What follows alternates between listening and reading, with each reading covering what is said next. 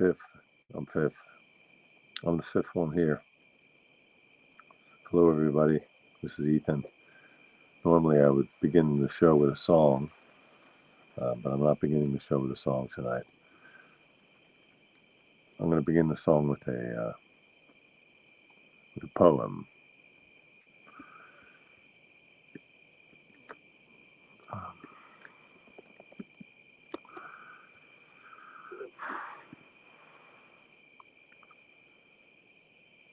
All right, I'm going to begin the song with this poem. I'm going to begin the show with this poem, and then maybe someone can, in the comments, tell me what the poem is. Hello, Jill. Hello, Hammerhead. Hello, Richard. Hello, David. Good evening. Nice to see you. All right. How many dawns chill from his rippling rest? The seagull's wings shall dip and pivot him, shedding white rings of tumult, building high over the chained bay waters, liberty. I've read this about 10 times, and I can't make heads or tails of it. I should confess, I was an English major many years ago. Poetry was not my thing, but I've been trying to make a dent in this. Because as I mentioned, I've been watching all these Harold Bloom lectures or interviews, some lectures. And he talks about this poem, and he reads this poem. Let me read that first stanza again. How many dawns chill from his rippling rest? The seagull's wings shall dip and pivot him, shedding white rings of tumult, building high over the chained bay waters, liberty. Hey, Randy. Hey, Dave in LA. I like that guess. You're guessing Dr. Seuss. Someone else guessed that it was a man from Nantucket. Oh my God. Dawn, you got it. That's Hart Crane. I am so impressed. Yes, it's Hart Crane. The bridge to Brooklyn Bridge. Wow. That really knocked me right off my feet that you could identify that. Anyway, I'm going to have to keep reading this over and over again. And then I'm going to definitely need to read some commentary on it, line by line, to explain what's going on. I was never really, I didn't read a lot of poetry. I was an English major, so I read the poetry we had to read, but I didn't focus on it. And I don't know. I did do a paper in one course on Yehuda Amichai, the Israeli poet, his poetry. I don't know. I missed the poetry boat. I'm trying to catch a later boat.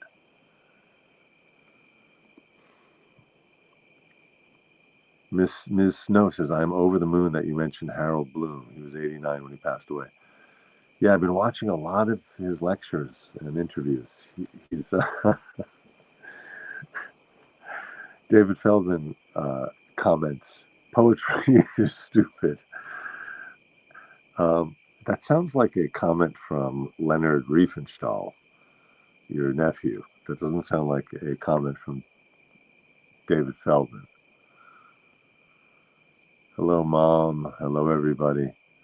If anyone is here for the first time, I see there are a few people who have arrived maybe for the first time. Normally I begin with a song and I end with a song, but that's not happening tonight. I'm all out of song at the moment. Poetry would work a lot better with modern effects. Yes. That's what's missing from poetry. A visual, an audio-visual component. Yeah, so this is Hart Crane, who barely made it to 30. I think he was 31, 32 when he died. And from the biography I read of him, he was from Cleveland. His dad had some sort of a successful factory or company in Cleveland, And Hart Crane moved to New York to become an artist, or to go to college, and then he quickly left college just to become an artist, to become a poet. And then he ended up back in Cleveland, and it seems like he was in a state of ambivalence about his relationship to his family the whole time. His parents had some strife, so his mom came to live with him in New York, then he went home to live with her. The parents were fighting. I think the dad was threatening Hart Crane. I think it said, like, you better shape up and just work here in the factory or I'm going to disown you. And Hart Crane told him to go to hell and shove your money. And then he went back to New York. He was back and forth. But through all of this, he became a very a preeminent poet. I don't, uh, oh, I think one of the things that happened is he was sent to live with a relative who had a vast library. So he was self-taught. I think he read. He just read a ton of poetry. He was self-taught. Um, no tunes. Yeah, I don't think I'm singing tonight unless something suddenly bubbles up out of my heart and up through my vocal cords. Hey, Fuad. Fuad in the Netherlands. Very nice to see you. Thank you for tuning in. This is the No Show, which happens every night at 9 p.m. here on YouTube. It's 9 p.m. on the East Coast, 3 a.m. in the Netherlands, if I'm not mistaken. And, and 6 p.m. on the West Coast. Um, the show has been going for, let me do the math. I like to check in once in a while with Google so they can tell me. Um, how many nights? How many nights since 7, 14, 23?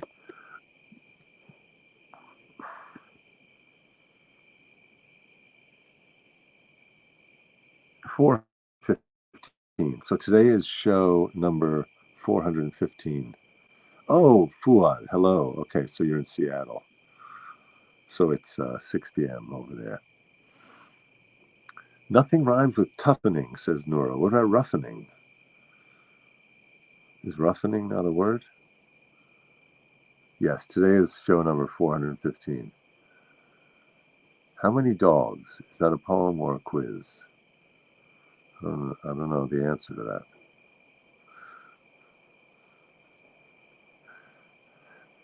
I'm a poet.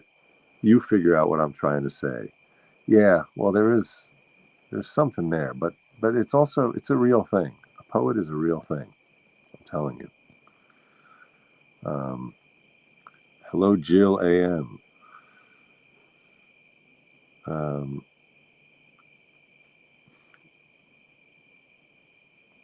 toughening, roughening. Yeah, that's what I had in mind. Roughening. Okay, in Oregon. Okay. Oh, 1 a.m. in Oregon. Oh, it doesn't say 1 a.m. in Oregon. It says I am in Oregon. I listened to an incredible episode yesterday of the show. This is actually happening, and it starts in Oregon. It's the latest episode of This Is Actually Happening. You got to listen to this. It's just incredible. This is actually happening. It's a great podcast. I won't say much about it. You just got to experiencing it. You just got to experience it. The latest episode. It's episode. Oh, it was a rebroadcast. Number 179. This is actually happening. Episode 179. A guy suffers, like in a lot of these episodes, he suffers a terrible tragedy, a terrible event, and then what he does with it, where he ends up after it, and in some ways as a result of it, it's just he transcends everything you could possibly expect. This is actually happening. Um, oh, that's right. 415 is the San Francisco area code.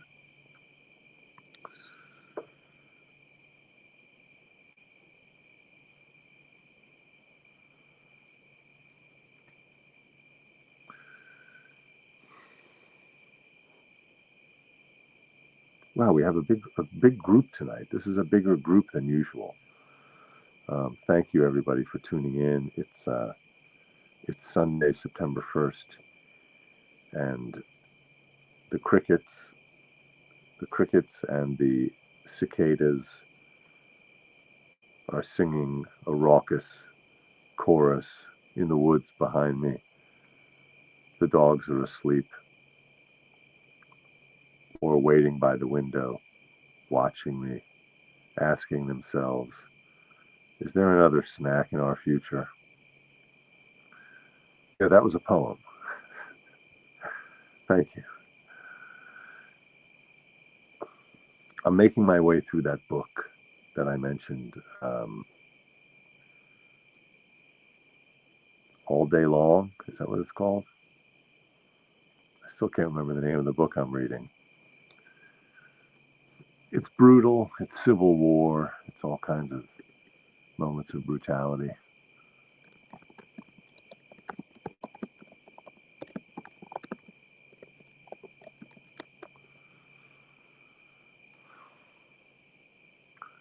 Days Without End, that's what it's called. Days Without End. Why can I not remember the title of this book? Is that my fault or is it the title's fault? Days Without End. I think it's the book's fault because it's a very generic title. Days Without End could be anything. That novel, that title could be a romance. That title could be an adventure about sailing. It could be a memoir of someone who works in an Amazon fulfillment center. Days Without End. It could be anything. I'm gonna go with that theory that it's the author's fault. Sebastian Barry, Days Without End.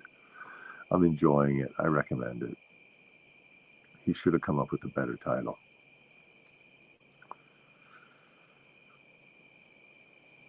Oh, we ain't got a barrel of money. Maybe we're ragged and funny, but we travel along, singing our song, side by side.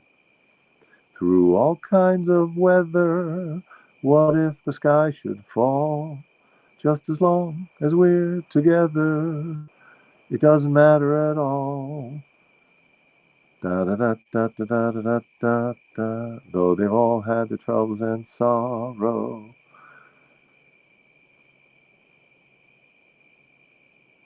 When they've all had their quarrels and parted, we'll be the same as we started, just traveling along, singing our song, side by side. Side by side. There, a tune popped up, even though I swore up and down I wasn't going to be singing tonight. Oh, I wanted to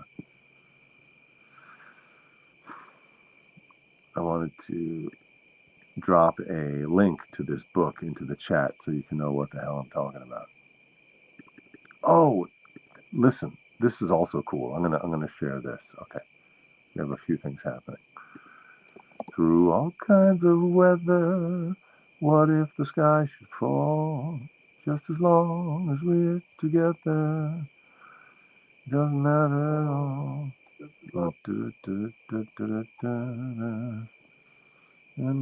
Why not sing, Mila? Oh, I don't know. I just wasn't feeling very singy tonight. Did you break your ukulele or did Hildy eat it? No, neither of the above. Um, I'm going to tell you listen. I'm going to be honest. I owe you that, if nothing else. I really wasn't sure what I was doing vis-a-vis the show. It's been 415 nights. The last few nights, I'm trying to ride out this feeling, which is a feeling of what am I doing? Why am I doing it? How am I doing it? I'm trying to just kind of let that feeling run its course. But it was leaving me feeling like I just I don't have it in me at the moment to jump on and do the songs and do the show as I've been doing it for all these months. something, I feel like I have to change something with the format. Either, as I said last night, change something with the format or the schedule or the frequency or the length, or change something about it. I don't know what that is yet, but that's sort of what's going on. So I didn't want to just get on and do the identical show or do the identical format that I've been doing. I did really love David's idea from a few months ago, which he floated, which was I should be able to take phone calls. It would be really fun to interact telephonically with my audience. Um, so that's something I would love to do. Neuro says longer and more frequent shows. Okay. Yeah, I can make it a full-time job, but then I'm going to really have to, if I'm going to make it a full-time job, I got to really figure out how to monetize it, because so far I have not figured that out.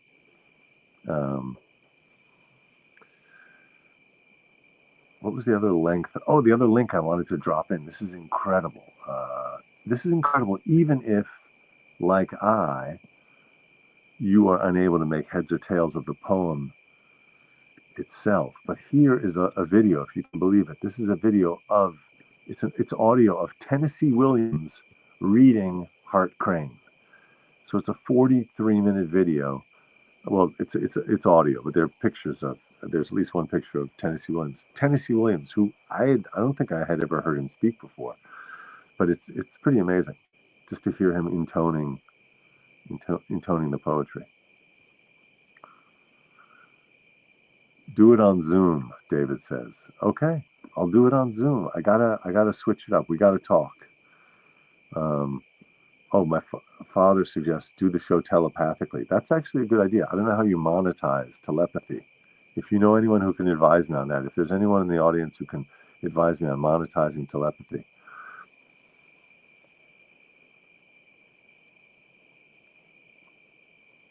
Dissociate artist. Is that like an associate artist? A dissociate artist? Oh, I wanted to just explain this. If anyone noticed on Facebook the other day, I posted the following number. I'm going to put it in the chat. I posted 1111 in the chat. And some people said, what is that? But I had mentioned it on the show. A week ago, I did my longest training swim for this swim that's coming up on Saturday. Coming up on Saturday the 7th is the Swim for Life. Oh, I'm going to put this in here since there are people who haven't been watching the show. I'm going to ask you, I'm going to hit you up for a little donation if you feel like it. I'm doing this thing called the Swim for Life, which is a charity swim. It's 1.2 miles, and I'm doing the whole thing butterfly this year just as a fundraising stunt. Here is some of you have donated. Whatever you wanted to give, that would be awesome. There is there's the link, charity.pledgeit. It's called the Swim for Life. Swim for Life, Provincetown, 2024. So the 1111 was just the number of strokes I had done on my training swim on the very longest day that I did it. It took 1 hour, 1 hour and 2 minutes. So I mentioned that. Today I did 555 as a little maintenance swim. Is there a caterpillar stroke for new swimmers? David asks. There's a caterpillar stroke, but I was in the pool in Brooklyn the other day, and two of the people I was swimming with were French. And, when you call the stroke the butterfly, if you're speaking quickly, or you want to say it for short, people just call it the fly. They call it doing the fly. So it's like fly, back, breast, free, fly. So she heard fly. She said, we're going to do the next, she heard someone say, we're going to do the next lap fly.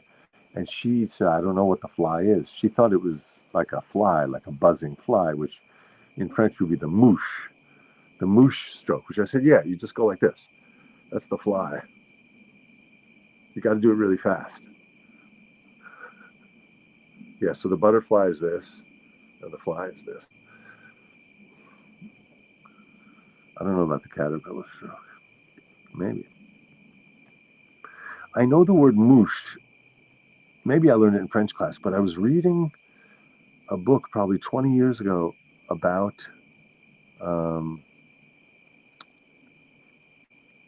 man, I wish I remembered the title of that book.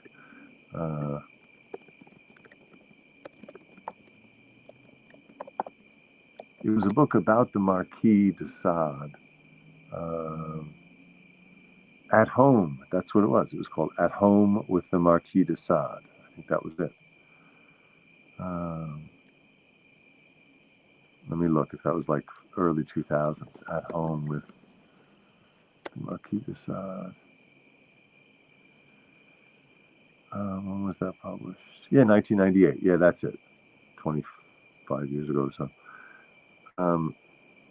And I remember there was one anecdote in there, which was, I guess the Marquis or people in that time, they would hang around if you were gay and looking for a hookup. They would hang around in the Luxembourg Gardens in that park, and there were police officers, undercover police officers, sent there specifically to prevent men from hooking up and meeting up there. And those police were called Moosh. They were called flies. So that was the slang at the time. I don't know if it still is, but that's how I knew the word Moosh. All right. Okay, I'm going to talk about taking calls. Thanks for the greeting. Hello, Betty Lou Who. Nice to see you. The backstroke, the whole thing, doing the butterfly. Yes, the papillon, exactly. Doing the 1.2 miles papillon, which I think will be about 900 strokes, but we'll see.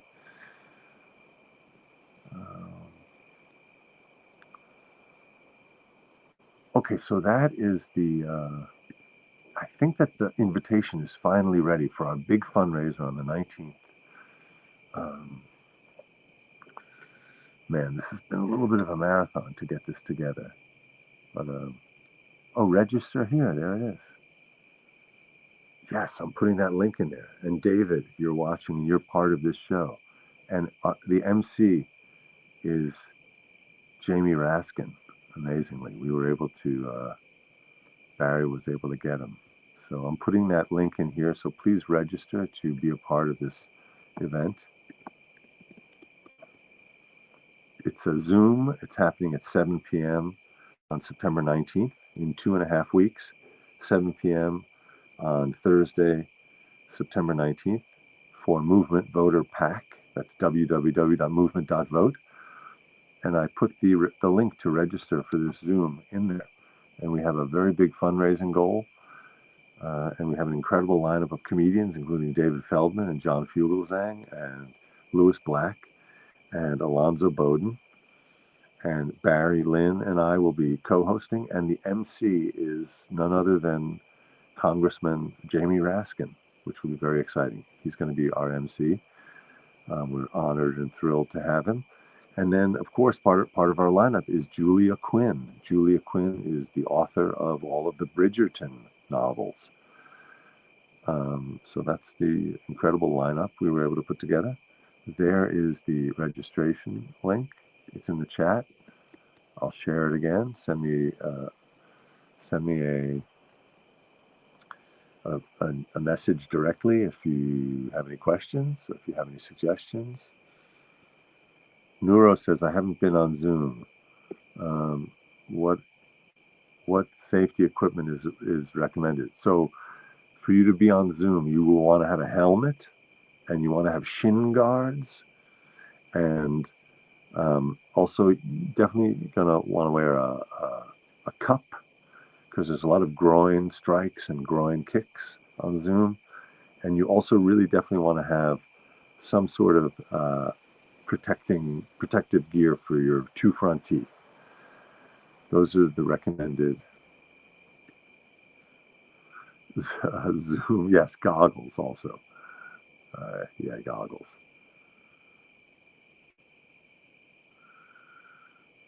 Blue Lady says, I'm excited because I get paid the day before. It's going to be amazing. Very cool. Okay, you get paid on the 18th, and then you can come donate all of that money on the 19th. No, you don't have to donate all of it. Maybe some of it.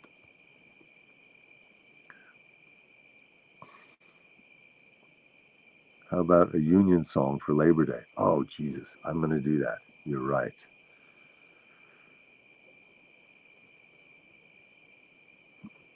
You're absolutely right. I wasn't gonna, but I got to do that for Labor Day. I think we got to do Joe Hill.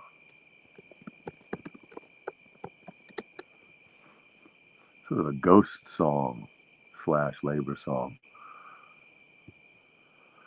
I dreamed I saw Joe Hill last night, alive as you and me. Says I, but Joe, you're 10 years dead. I never died, says he. I never died, says he.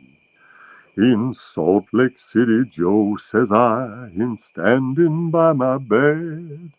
They framed you on a murder charge, says Joe, but I ain't dead.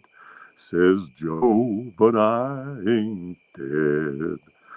The copper bosses killed you, Joe. They shot you, Joe, says I. Takes more than guns to kill a man, says Joe. I didn't die.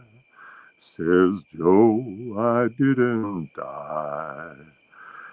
And standing there as big as life and smiling with his eyes, says Joe, what they can never kill went on to organize, went on to organize. From San Diego up to Maine, in every mine and mill, where workers strike and organize, it's there you'll find Joe Hill. It's there you'll find Joe Hill. I dreamed I saw Joe Hill last night, alive as you and me. Says I, but Joe, you're 10 years dead. I never died, says he. I never died, says he. I never died, says he.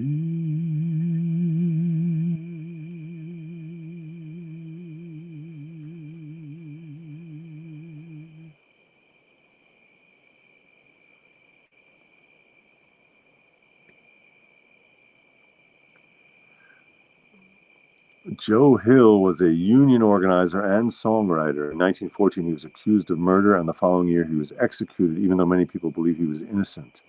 His songs are still an inspiration for all kinds of workers.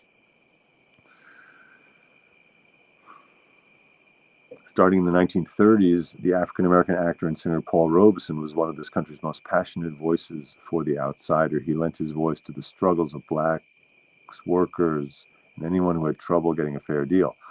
Paul Robeson sang I Dreamed I Saw Joe Hill last night all over the world at rallies and protests and in concert.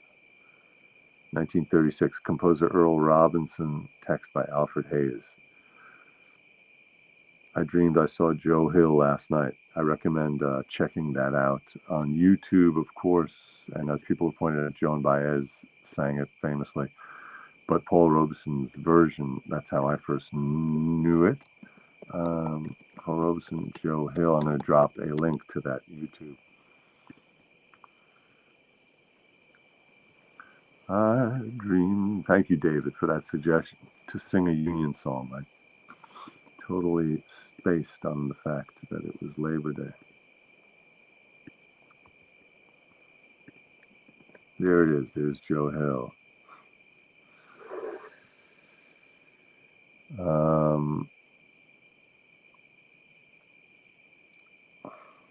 Now a song for the job creators. That's funny. This is now I'm going to sing. That was Joe Hill. Now I'm going to sing Jeff Bezos. Hey, Donald in Sacramento. Nice to see you. Thanks, everybody. Thank you for tuning in. It's a song, Betty Lou, who points out it's a song of martyrdom to the cause. Indeed. Leslie says, why do you look like Adam Sandler? I don't know. Mustache? Sometimes he has a mustache, I guess. It's a song about work.